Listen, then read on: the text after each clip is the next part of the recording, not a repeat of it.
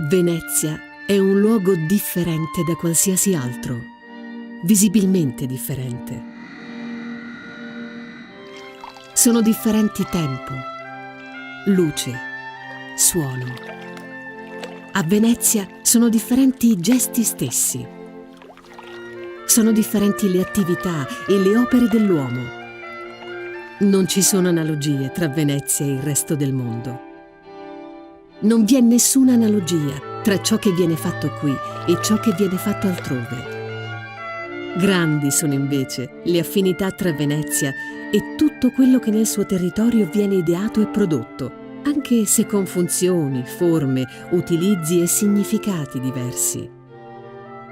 Affinità radicate nel tempo e nelle tradizioni, che determinano una particolare armonia comune a tutte le attività che a Venezia si svolgono. Il ritmo, la saggezza, la raffinatezza, la grazia, lo stile di Venezia conferiscono una personalità propria a ogni cosa che qui vede la luce.